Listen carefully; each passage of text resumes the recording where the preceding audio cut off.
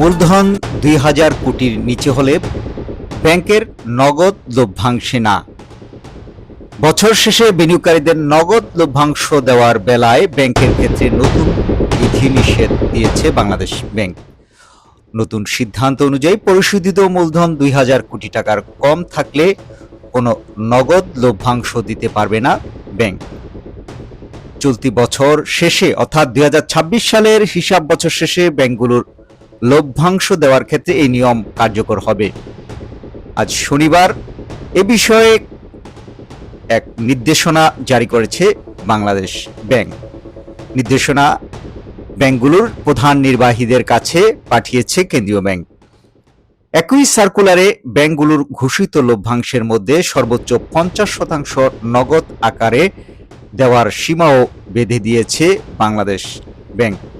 বর্তমানে কয়েকটি ব্যাংক ছাড়া বেশিরভাগের পরিশোধিত মূলধন ২,০০০ কোটি টাকার নিচে। এই সিদ্ধান্তের ফলে ওই কয়েকটি ব্যাংক ছাড়া অন্য সব ব্যাংকের নগদ লভ্যাংশ দেওয়ার পথ বন্ধ হলো। শর্ত পূরণ করতে না পারা ব্যাংকগুলোকে তাদের মুনাফার বিপরীতে বোনাস বা স্টক লভ্যাংশ দিতে হবে। এমন সিদ্ধান্তের কারণ হিসেবে বাংলাদেশ ব্যাংক বলছে, বর্তমান বৈশ্বিক ও আভ্যন্তরীণ অর্থনৈতিক পরিস্থিতিতে ব্যাংকগুলোর ভবিষ্যৎ ঝুঁকি মোকাবেলার সক্ষমতা বাড়ানো এবং ব্যাংকিং খাতের সার্বিক মূলধন ভিত্তি শক্তিশালী করতে এমন সিদ্ধান্ত নেওয়া হয়েছে।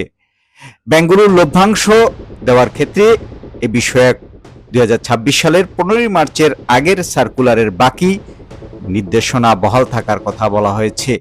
এর আগে ২০২৫ সালের ১৩ মার্চের সার্কুলারে কেন্দ্রীয় ব্যাংক লভ্যাংশ দেওয়ার হার নির্ধারণ করে দেয়। এতে মূলধনের পর্যাপ্ততা, খেলাপির হার, নিরাপত্তার সঞ্চিতি সংরক্ষণের হারকে বিবেচনায় নেওয়া হয়। sharebusiness24.com এর পক্ষ থেকে সবাইকে আবারও স্বাগত জানিয়ে এখানেই শেষ করছি।